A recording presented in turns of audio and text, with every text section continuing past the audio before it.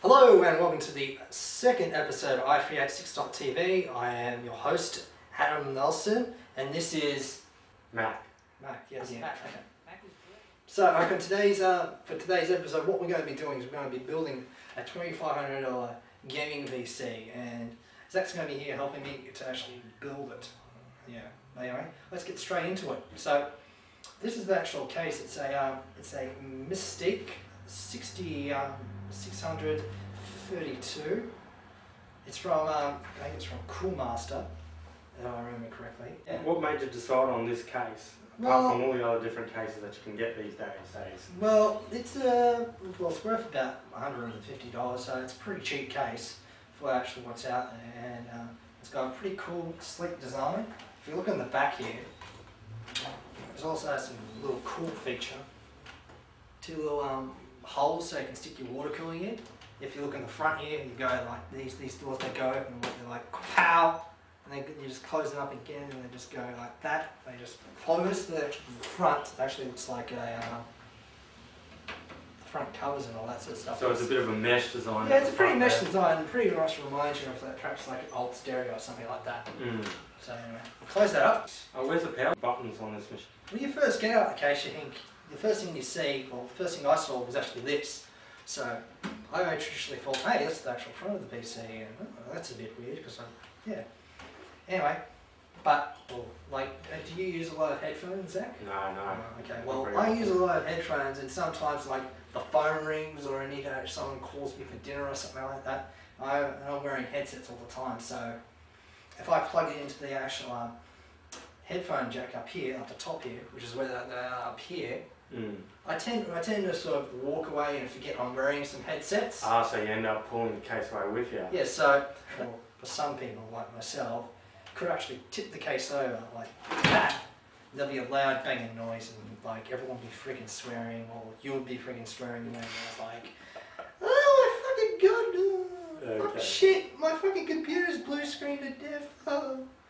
Okay, so yeah. Now we'll move on to the actual inside of the case.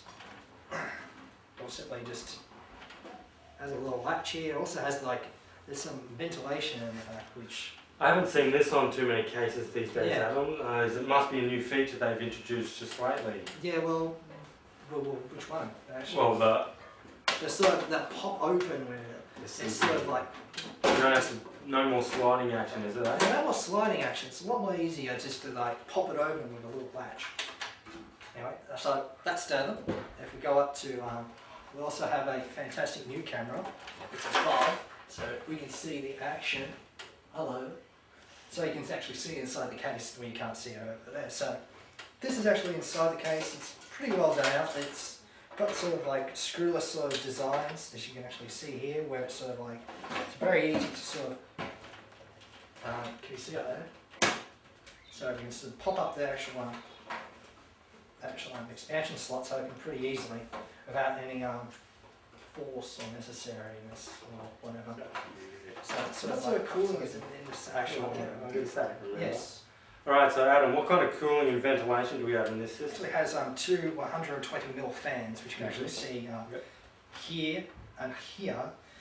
Well, this one actually cools sucks air out, so it will actually blow air into the actual case. What you're meant to be trying to do is pressurise the case. You don't want air to sort of go out. I'm not quite sure for this particular case if it has sort of like an easy sort of grill with some antique cases where you can actually pop out the actual the dust cover. Have you ever seen that for some cases? Yeah, well, it's easy to clean. So get back in your spot. Okay, so. Alright, now the case is out of the road. Yeah, well now the case is out of the road, and we've talked about the case quite briefly.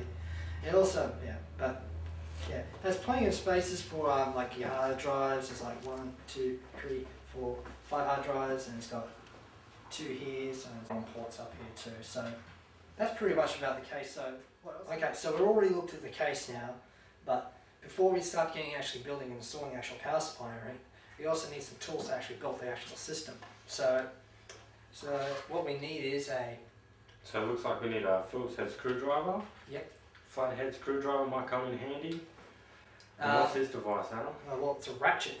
Like, it's pretty cheap. It comes as like 14 pieces of different ranges of screws. It's pretty full on, and it's pretty well, makes installing a PC pretty much quicker. So yeah. So it helps you along the way, huh?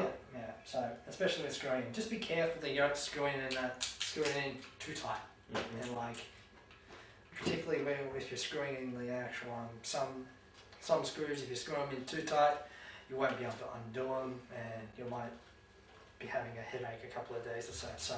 So Adam, I see you removed some of these cords so we can get the power supply in easily. Yes. That's correct? Yeah. Well, what you want to do is you perhaps want to actually remove some of these cords that are cluttering the sort of case so they don't get in the way. So the best advice is to actually put them up, and drag up the top and put them over there. Yep. And any others that like get in the way, so pull them outside the case. Alright, that's a good idea. Alright, what kind of power supply did we get for this system? Okay, so you might want to pick that up. This is a Silverstone 600 watt modular power supply. So it's pretty beefy what it's for. So yeah. So we're going to install it now. So hand me the ratchet. Alright. We've got some screws here that came with the power supply. Yeah, hang on, I'll just turn it up to the right way so people can see it all. So when we're installing the actual power supply, make sure you actually have a look at the back here.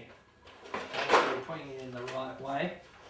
You don't want to put it around the wrong way. And the best sort of way to tell if it's going the right way, if there's actual power supply fan is facing down on the actual down the bottom of the case. So sort of like try what you want to do is like most power supplies come with actual screws as standard. So all you need to do is mount it in, hold it in and put it in the right place, and insert the screws.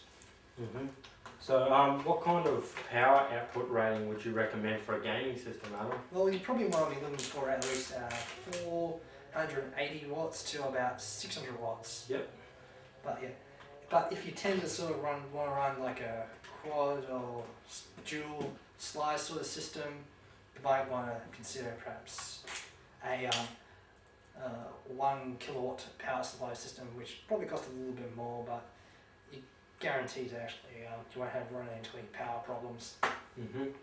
What's the benefits of having a modular power supply, you reckon? Well, what it means is like if you see here, like now if you see up here, we can actually disconnect cords or cables that we don't want in the actual system and take them out completely so they don't basically clutter up the case. So like individual cords you mean for different things that require power in the system? Yeah, so if we don't need any you might have too many. Well, yeah, you don't need too many, and also too many cables in your system can become sort of like a cooling problem or hazard.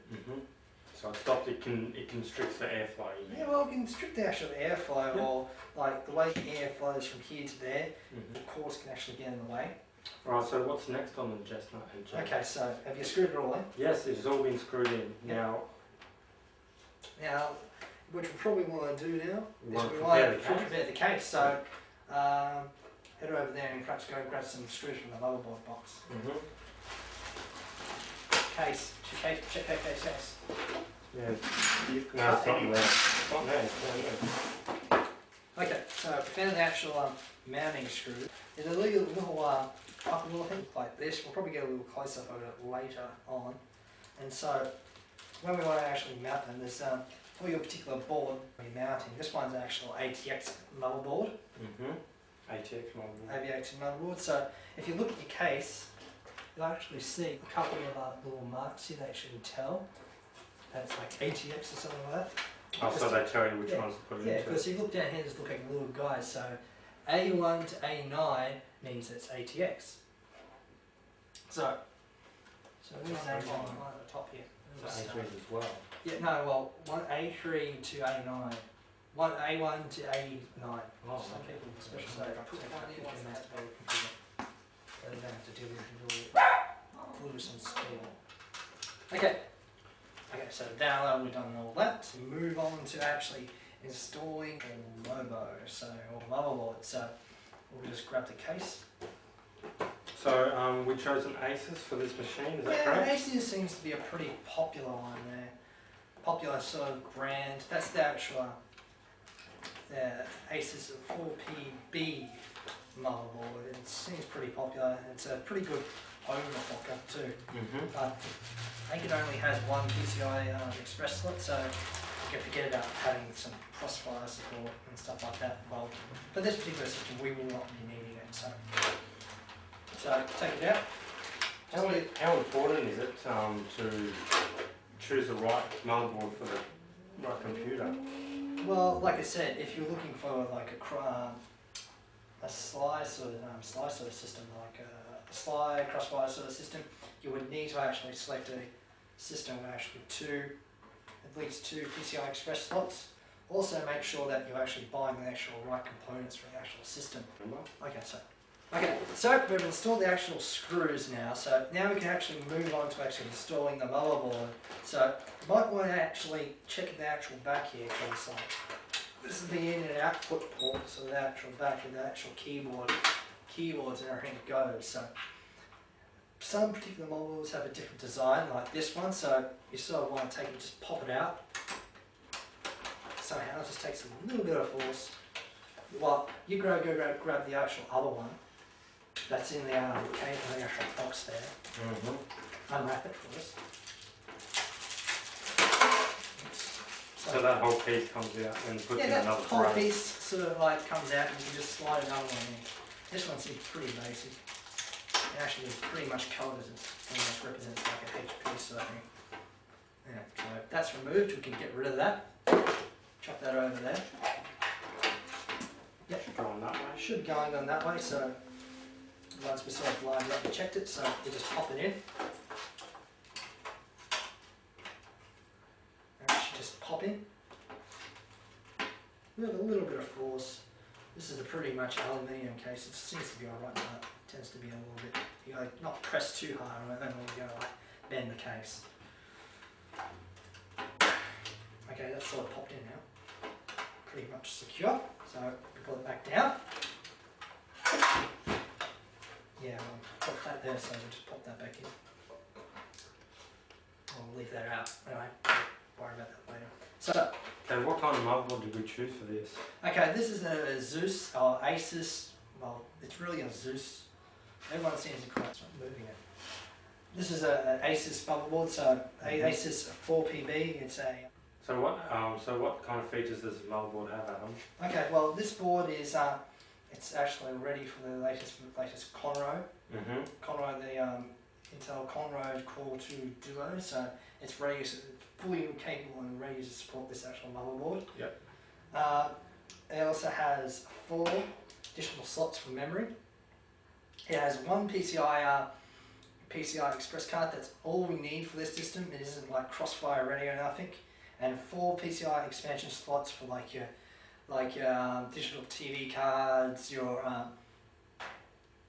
sound cards, or any sort of thing like that that you might actually need. And I think it's like 2 little PCI Express little one-time slots, which I think you can actually buy like a digital television card or actually slot in them from a local Australian company too. So anyway, let's pop it in. Is there anything else you need to ask? So they just sit right on top of those mounting screws that we just put in before, is that correct? Yeah, just make sure this is out of the actual road and on the way. Might need a friend to actually hold it. So you just drop this in here like that. Nice and easy. Nice and easy.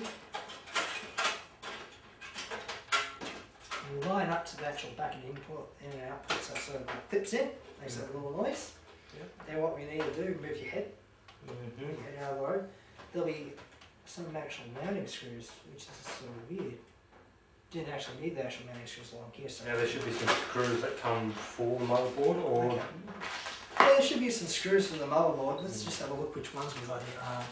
So we just use the ratchet because it seems to be quite easy. Sort of pop them in there to like where you can actually see the actual the copper little motherboard little holders or spaces. And screw it into the motherboard. There's another screwdriver here if you need it. Yeah, this one's pretty good. So once it's sort of like in tight, you don't turn it too hard or you'll like screw things up and you'll panic and have a heart attack. Okay, so once we've done that, we can actually move on to actually connecting the actual cables here, which will actually help starting to boot up the case. So what you probably want to start out doing first, these are one of the easiest ones, is actually putting in the actual power supply ones. This one's a 24 pin, so it's the latest generation sort of thing. Just be careful when you actually do buy a motherboard to actually check to see if it supports the actual. It does have the newer support the new ESP standard, which is like a totally different standard. So she's up to date, that's for sure. Yeah, she's up to date, and she can actually power the actual motherboard has enough power. So pop that in. Put the ones in there. And you want to look for an actual 4-pin one, which in most cases will be something yellowish. Where is it? Oh, here it is. Stupid modular power supply. This is the reason why you need a modular power supply, so it's easy to freaking find when you want to connect it. So, in most cases, it actually will be 2 or 4-pin one. Will either be near the actual CPU, so just pop that in up at the top on this motherboard. Sort of clips in. And it's pretty easy once you figure out which way it's going to go in, and clip, and voila. All motherboards these days, all the time, they come with instructions, though, don't they? Yeah, so even anybody can learn how which plug goes where. You don't need to be doing it. Particularly, well, most motherboards are pretty standard these days, and particularly when you want to like keep the actual front power connectors and stuff like that, like these.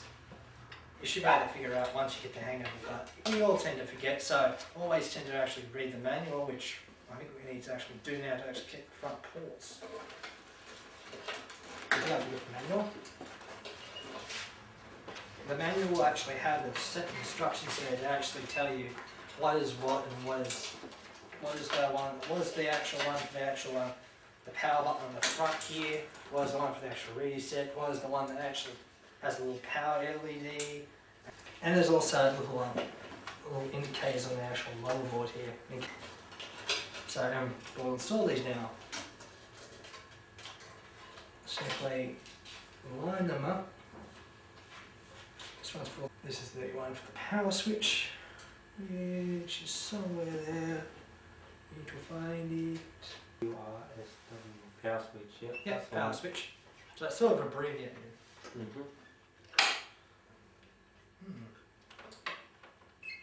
That's the power LED. Should be on the first couple of pages. I think you should find it. Obviously not. Jumpers. See any jumpers? Pause. There you go. Okay, so now Adam, we've installed the motherboard, the power supply, and the LEDs and the power switches, right? Yeah. What's next? Okay, so what's next? We need to actually install the actual the RAM and the actual video card next. So, so you might want to grab the actual RAM first. RAM first. All right. So what have we chosen for the memory? Okay, so this one's actually some Munchkin RAM. It's 2 gigabytes. So 2 gig total. Yeah, 2 gig total. So it's 2 1 gig sticks. Its actual speed of actual 7 megahertz on the actual speed of the RAM. So how do we put this in? So just pop that out and put that there. And what we want to do is actually line it up to the actual. There's like, if you look closely, you can see little notches. So you have to line them up the right way. So there's only one way that the memory can go in. Some people can push it in. There's horror stories where people like really pushed it in really hard. Easy there. Push out the notches like Zach just did for me. And we just sort of use two little hands and pop it into it clips with a little bit of force. And clip, clip, and having the next one. Alright, next stick. Thank you, man. And this is DDR2 RAM, is that yes, correct? this is DDR2 RAM. Since the Intel has for a while has also supported DDR2, so it supported future memory. But the biggest problem for AMD at the moment, which is the reason why we haven't chosen an AMD system, is that if you want to like upgrade or build new parts, is that you're going to need like a total new system. You go buy a new motherboard, new RAM, and everything like that. And it's just cheaper than just consider Conroe, because the actual CPUs are actually a lot cheaper. and the actual equipment for it. So once that's all installed, but yeah. For a gaming PC, for this kind of system here, Yeah. what should be a minimum, you reckon? Well, you probably want how many megabytes? well, you probably at least want anywhere between at least 1 gigabytes of RAM to about 2 gigabytes. These days, particularly for like Battlefield 2142, the system and Battlefield 2, the system requirements have gone up a little bit by a fold, and especially this one coming out soon, it requires at least a gig, or they actually recommend at least 2 gigs so you can get all the fancy cool features and it runs quite smoothly. It doesn't affect like also your gameplay if you're actually running Vista too. So you need a good amount of RAM for a good system, eh? Yes. Alright. Do you have any recommendations on brands of memory? Well, like I said, this is the actual Munchkin RAM. I haven't heard much about Munchkin. Like, they're a US-based company. Now they're sort of moved into sort of like making memory and stuff. So this is sort of a new venture, and then I haven't tried Munchkin myself, so it'll be a nice little experiment. Onto the graphics card, is that right? I think what we should do is actually install the actual CPU. Okay. So it just sort of lifts off and clips. Does that sort of like protect the circuit boards and circuitry? I'm not sure what it actually does. Really, I'm sorry, but I'm mostly mainly an AMD fanboy, so this is practically one of my first Intel systems I've built in a while that isn't old or second hand. So this CPU, as you just named it, Intel Core Duo 2. Yeah, Intel Core 2 Duo 2, the latest technology released from Intel. Pretty fast gaming system, pretty fast. It's an Intel Core 2 Duo E6400. So it's pretty good little chip, and that's basically all you need these days, because most of your money should be actually spent on system memory and system memory RAM and the actual video card. That's where most of your money should go.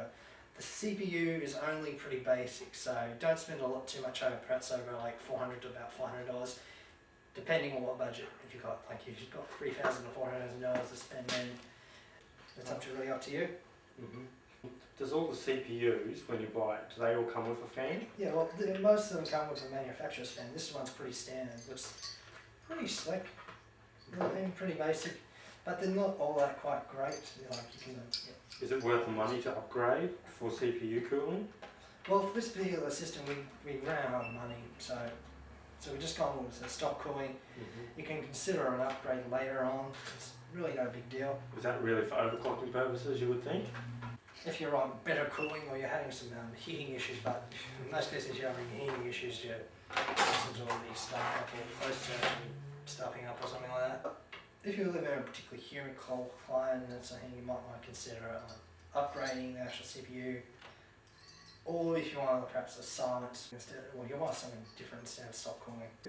All we're going to do is actually, there's little notches at the top here, which actually help you actually pop them in. It's pretty easy to screw them in, or they just sort of pop in like that. Yeah. So yeah, that's connected, and now what we need to do is find the actual fan connector, where the actual fan actually goes. So pop that in. It's above the RAM there. Okay, so that's done. That looks pretty secure inside, doesn't it, is that? Yep. So that's all done. So now we can move on to the actual video card. So grab the video card there. Video card is a Radeon ATI X 1950 Pro. Yeah. And from this one particular model. Pop this out. So we just pop that out like a little latch in this system, because it's pretty screwless. You need to actually also find actual power connected. So you just need to actually pop that in like that. So pop that in like that. Yeah. Just gotta be careful. We haven't tried this before, so it's gonna be like pretty tight fit, I think. Or actually, this is the wrong one. I think wrong slot. I think it needs to go down. There you go. Try pop that one out.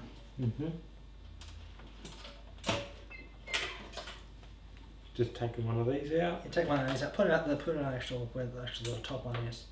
So for a gaming system around $2,500 like we're making here, this graphics card should be quite sufficient for the job. Yeah, it's pretty much good value for money, and more bang for the buck. It's got built-in sort of cross-eye support. It's no longer handled by the actual software. So what kind of level is this 1950 Pro rated at? Well, if you compare it to perhaps something from the video or something like that, you probably want to compare it to the 7000 range. That's 17900 XT. Is there much difference these days between the 256 megabyte cards? Like, it really depends what games you're playing. Like, yeah, so if you tend to sort of play like a lot of games that have very heavy sort of system requirements like Flight Sim, Quake 3, so that's pretty like hardcore. If you're playing a lot of games that have a lot of large textures, 512 megabytes is probably where you want to be going, but not really that much. A lot of the games don't actually really need or take advantage of that extra memory as such. So most systems can't really take advantage of that 512 capacity? Well, not really, or most of the games just don't actually use it yet, or mainly just so it can actually catch the actual stuff. So we've inserted the graphics card. Does this just slide back down? Yeah, this sort of slides back down because it's pretty much a screwless design. So it sort of clips in and it doesn't hardly move. Locks it into place. Yes, locks it in. From the desk area? Yeah. Building a PC is messy. Which is like my room when it's building a PC time. Does yours happen like that? No. Okay. I don't build them So very now often. we're actually all done this. We're connected to the actual CPU. We're connected to the actual the video card. We installed the power supply. We have looked at the case. What's next? Hard drive? Yeah, hard drive. So Alright. so grab the hard drive. Now the hard drive that we selected here was a Seagate model, is that correct? Yeah, Seagate 320 gigabytes of capacity, which is plenty of space, I reckon. 320 gigs should Yep. last you for a long time. Yeah, pretty much last you in a long time. So how many RPMs do these things usually spin at? Okay, well, What's a good range? The good range is to actually have perhaps this one's actual 72 RPM drive. Pretty decent for what you want to do, or pretty much decent for gaming, that sort of thing. There is sort of like faster sort of drives that you can get from Western Digital, 10,000 RPM. Yep. So the faster the RPM, the faster that your computer can process the stuff off it. Is that correct? Yes. Yeah. So it'll mean for you, it would mean things will sort of load and pop up a little quicker, and games will actually load a lot more quicker and faster. So to put this thing in, we've got the two HDD hard drives, hard drive little connectors, braces, so they can slide into the case, since it's basically a screwless design, as we've said already. It's pretty easy. But yeah, one thing we haven't got, well, you might want to grab the actual SATA drives too and do that while I'm connecting this. So we just pop this in. It's pretty easy. And SATA stands for serial ATA, is that correct? Yes. This is a serial ATA2 drive, so it goes a lot more quicker and faster. Than the conventional. Yeah. Serial ATA1 only went 150 megabytes, so this is a lot quicker. And what we need to do is we need to actually connect the actual one. Is there only one cable that connects to both of these, or both of them? So, no, well, what do you mean? Should we only connect one of these cables, or is there two being connected? Only one, because we're only installing one hard drive today. So, if you want like additional capacity, you need to store more porn or something like that, then go free away, and it should be pretty easily installing your hard drive just to connect and play, and voila. So that's sort of like, first thing you want to do is like connect it up to here first, actual SATA drive connector, and so through it through here. Push it through here, Yeah, and does it connect through the bottom area? Or? Yeah, down to the bottom area, there'll be some red little connectors down the bottom of your motherboard where you can actually connect everything to the actual, where the actual SATA connectors go, and they just sort of like line them up the right way and connect them. If you want to slide the hard drive in. We'll slide the hard drive, and I'll go and try and find that. SATA connectors. The SATA connectors are pretty easy to find. Like they're the little flat ones. Especially these ones here, where these ones are for the older ones for like your IDE drives. Okay, so these are the ones for the actual IDE drives, which are totally different to actual SATA drives, which you actually see here. Two different ones. Different power connectors. We'll probably put a little graphic up there to show you the actual difference as you tell. So we'll thread this through to the back here. It's pretty much a mess in here, so we'll have to start disconnecting the actual module power connectors. If you want to try and do that, I'll figure that way out now. So it's easy to install later. You know, thread more cables through. So yeah, pop it in. There's only one way they can go. Yep.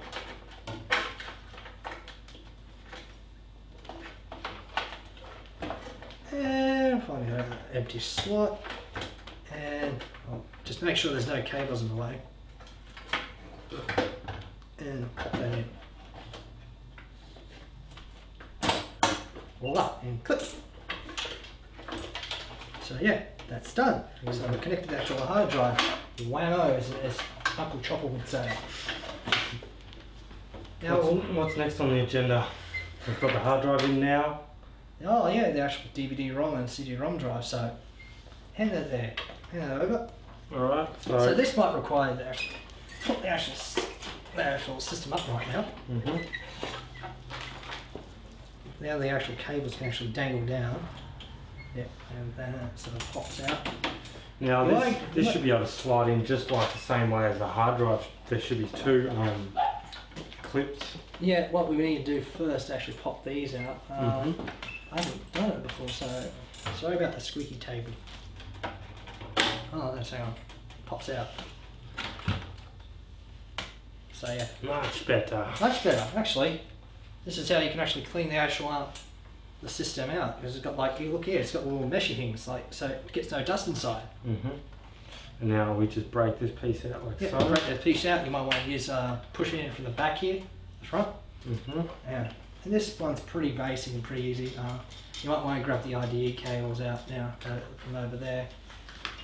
That you can actually buy now SATA based CD-ROM burners or drives now.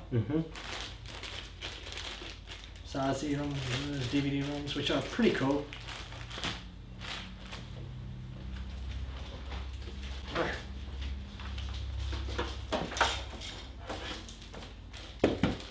Got some cables in with the pack here. Yeah, there were cables over there. If you want perhaps a much prettier system, you can also buy rounded cables, which are pretty cool. They also match a sort of similar theme to this. Are these ones we use, Adam? Now, there's two different ones that you actually get. There's one for the actual floppy drive. Yep. Which are the sort of smaller ones. You don't need that. They also have a twist in them. Yeah, stand it up, thanks. Yeah, so now here we go. So where's the IDE cable connector on the motherboard? Okay, so this took us a little while to find out. We had to read the manual, unfortunately. We weren't that newbie. Well, this is sort of like, no one really needs that many IDE hard drives for this particular motherboard. Also, do your research if you're particularly upgrading to this particular motherboard, the 4P5 as this motherboard, because it only has one IDE channel on this system, or one place where you can actually connect an IDE connector, which is really only if you need, like, if you only have one hard drive and one sort of CD-ROM drive or DVD. So pop that in. It's right down the bottom. It's the red one. It's right under the actual SATA connector. I'm such a newbie, I didn't notice.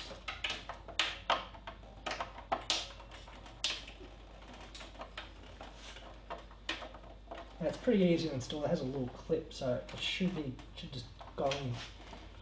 Once you just sort of get it the right way and press it in, and it should go pop.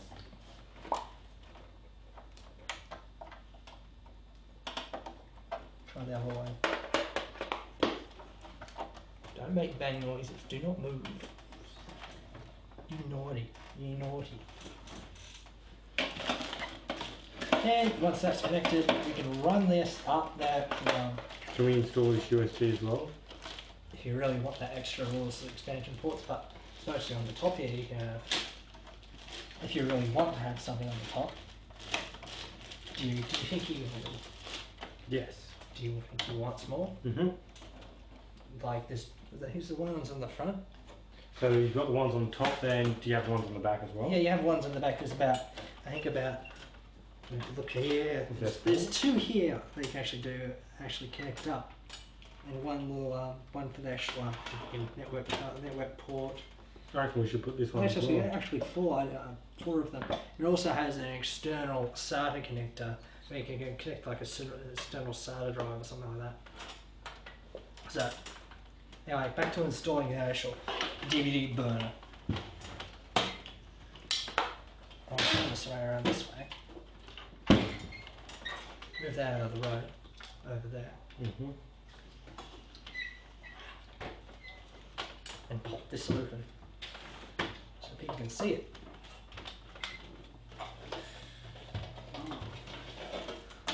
Okay, once that's done, we'll move that out of the road, move some shit out of the road. And what we want to do is thread the actual IDE connector all the way up to the top.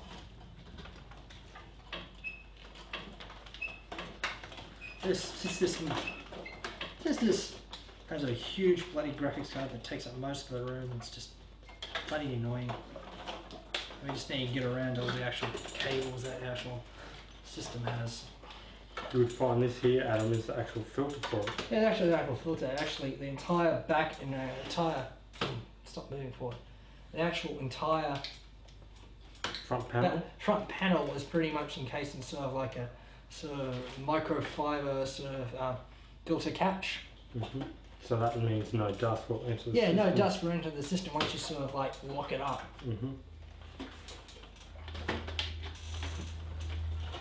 So once we sort of thread that through to the top, we can now connect up the actual DVD burner, which are pretty basic. Like you can get a really cheap DVD burner. This one's an actual light on. Some people prefer to get the actual Pioneer drives because they're a lot more quieter than the actual light-ons, which are like when they rev up to full speed, like they're like bloody huge, bloody like cyclones inside your bloody computer or something, or a blender.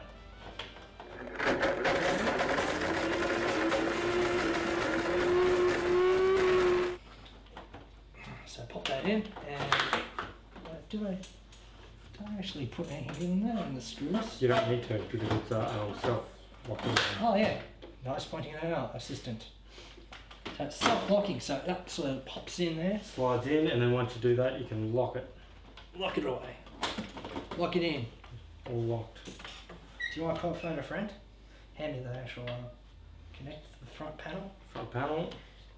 Do you want to put this back up on its proper surface? So we can put this back on?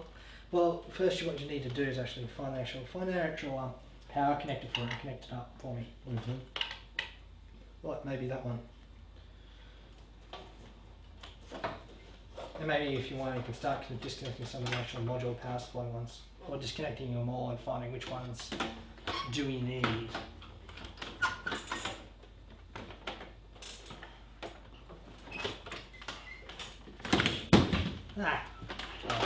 Yeah, stand it up, thanks. So put this back on, we sort of line it up to the actual holes that are down the bottom.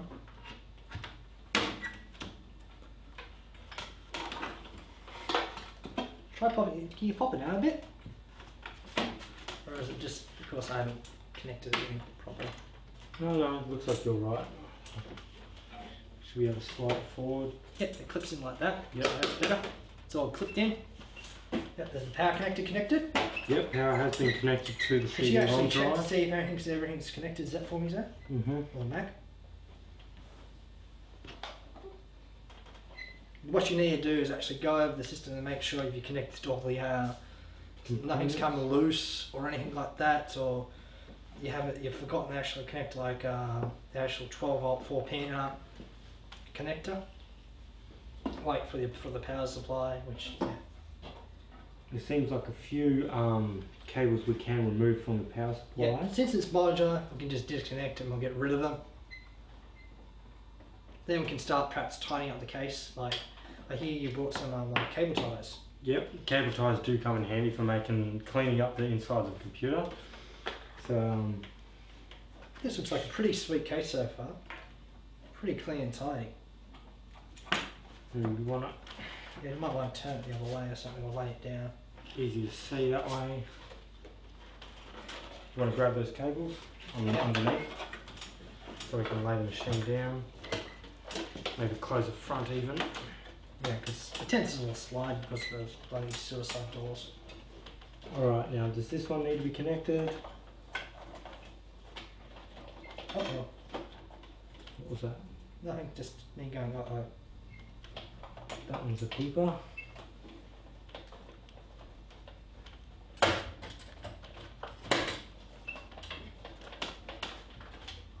What's that one?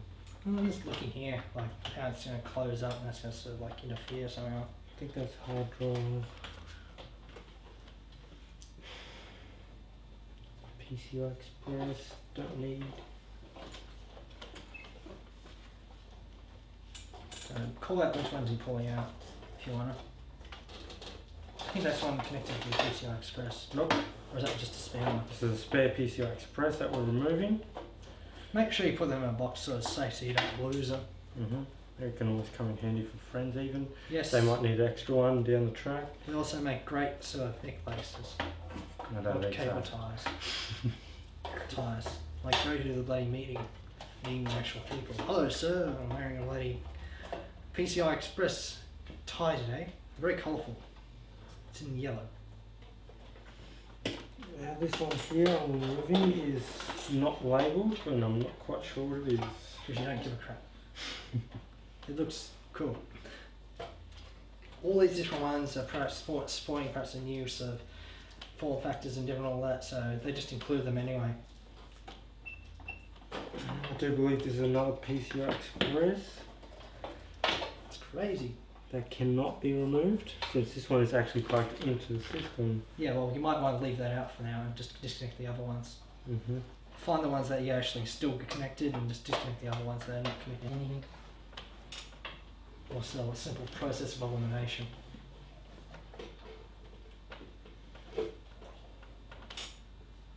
Are all the ends on the modular power supply the same? Yeah, well, not all of them. There's pretty much a guide there that you can actually see. If you look on the back here, It's this look one. closely, like when you open up the system, you'll actually see it.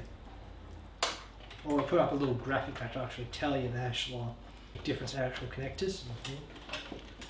So we've got to connect these two fans as well. That's Yes. correct. They can get connected to the motherboard. You can probably actually try and actually connect into the actual. If you look here, I think they're already connected. Well, they already had cables threaded to them. They're actual normal sort of IDE connectors, 4-pin power connectors. Pretty basic. They'll connect up to the power supply. They don't actually connect to the motherboard, I think, but you can actually put little modules on the front. This one has like a little converter, so you can actually run it on the motherboard if you wanted to, but just run it on your bloody power supply if you want to. Or if you want it, you might be able to actually buy like a CPU, a fan controller, the actual speed of it, and because since you can slide it down, it creates less noise. So we're getting sorting through all these cables Yeah, here. we're snorting through the snake. I said snorting. This one here is our free one. Hold down, move the graphics card a little bit there. This one here can be removed. Perhaps it's a good idea to go through before you install the power supply Yeah, we made and the remove them. mistake. Yeah, just make sure you assess what you need, or that's what you need, or anything else. Right here, I'm pretty sure the necessities are just left, so if we can plug these back in, then we should be all ready to rock and roll. Yeah, good to go. And we can start perhaps installing the operating system, or perhaps talk about the LCD. So Adam, now we've installed pretty much everything into the system. What else do you reckon we need to put into it? Well, since we already have our own mouse, and you've got the keyboard over there. Keyboard. That's a G15 keyboard. Also, for this particular keyboard that we already have, that has a little icon. If you use a lot of in-game VoIP like TeamSpeak and that sort of thing, it can actually display who's actually what channel you're in and who's talking at the time while you're in game, like Battlefield 2142. And also you can actually use for like your Battlefield 2142 stats and all that sort of shit. Yes, and this is you probably want to get a really good laser keyboard. There's some mouses today which you actually buy which actually have like weights or sort of thing, like they're meant to make you like get you better frag on or something like that or some shit. Well, it's really up to you what you really decide. Like you can put different individual weights for different sort of accuracy and that sort of thing. So yeah. So Time to put the side of the case on? yes, time to put the side of the case on and we can party like it's 1999. And whopper! One last piece. Windows XP. So we'll go ahead and install that later, but now it's the LCD and we need to talk about the monitor. Okay, so now we're on to the actual LCD. One of the requirements of the build is actually a 20-inch, well, not really a 20-inch, we have to buy a monitor for the actual system. So this sort of affected our sort of budget. Well, system alone cost about $1,900, where this sort of monitor is about, you can get really cheaply now for about $419, but it apparently went on special after I actually bought it. It happens like that. So yeah, so this is a BenQ FP20 202W. This is the actual version 2 model. I'm not quite sure what makes it different, but apart from it has a new fancy little sticker up here. It's a 20-inch. It's widescreen capabilities? Yeah, that's for widescreen capabilities. Yep. A response rate of about 8 milliseconds, which would mean it's almost unnoticeable with gameplay. Sort of thing, doesn't really blur or ghost, that sort of thing. So would you be able to tell me why is the MS rate so important with the LCD monitor? Well, typically with an LCD monitor, what's going to happen since LCD, most things with the earlier generations, or with a slower MS rating, what's going to happen is you're going to tend to get a little sort of blur or smearing, that sort of thing. When you sort of like, let's say this side's like got filled with black, and this side's filled with white, and you move your mouse around a little bit, and like when you move the middle around, you notice there's like a little bit of a smear or blurring. That sort of thing. Is that sort of understandable? Yes. Yes. So that's sort of thing. Like, it's very important to have a good refresh rate, especially if you're FPS gamer. So it's probably the lower the number, the better. Yeah, the lower the number, the better. Yes. Like apparently now, apparently they don't make the traditional gamers that really like CRTs, but they don't really make them anymore. They're starting to fade out, and LCDs keep getting cheaper and cheaper, and they get with more they produce, the cheaper they're going to get. And more they can become accepted, they're going to get cheaper and cheaper and cheaper. Like this one here is like $419. So yeah. Would you be able to tell me, are widescreen monitors, LCD monitors, a good choice for gamers, or is it better to have a normal aspect ratio LCD? Well, particularly this is an actual 9:10 aspect ratio. It's not like 16:9, but okay.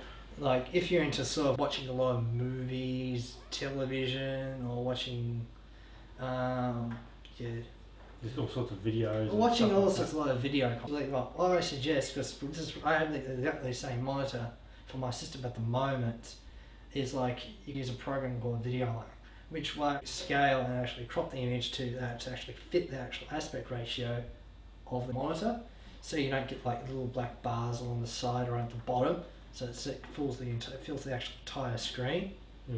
And also particularly for some some games out there, they actually have some support for widescreen. Like if they don't, like there's a website there called, if you go to www.widescreengamingforums.com, it has basically a huge list or in a wiki full of information that games support and fixes to actually run the actual widescreen to actually run at the right resolution. Because it tends to happen if you run the game without the resolution, chances are it will not run, or what will happen is like the actual HUD for like Battlefield, if you ever like play Battlefield 2 and Battlefield 2142, it's going to cut off the bit of HUD, or it's going to you're going to be missing the actual score up the top here, where the map is.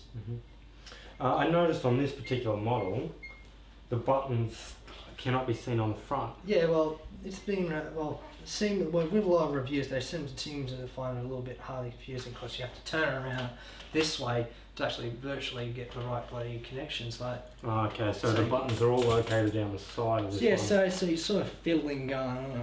Sometimes, like for me, I have two computers, so I can use the VGA port in the back here and the actual DVI port on the side. So I can actually press this button here and switch between them. Then I use a program called like Synergy, which, if you heard about it, it's basically like a software, the KVM, that runs over your network. So you can use one keyboard between the two monitors or two systems, or different operating systems too, like if you're running Linux.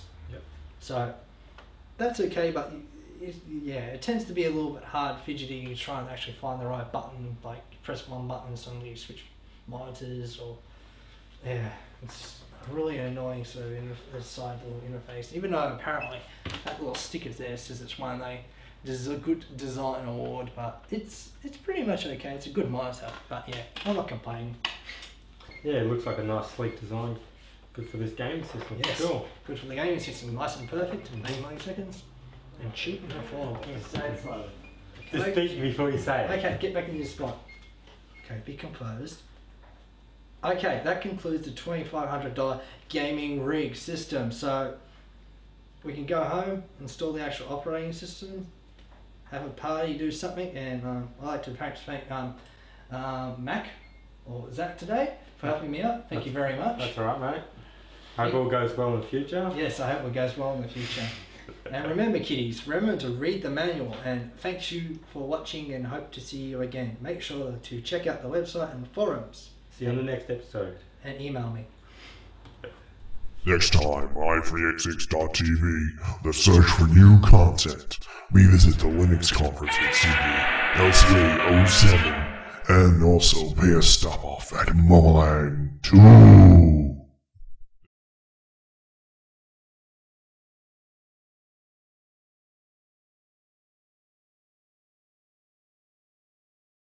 i386 is released under the Creative Commons license. Remember to share alike, cause sharing is caring.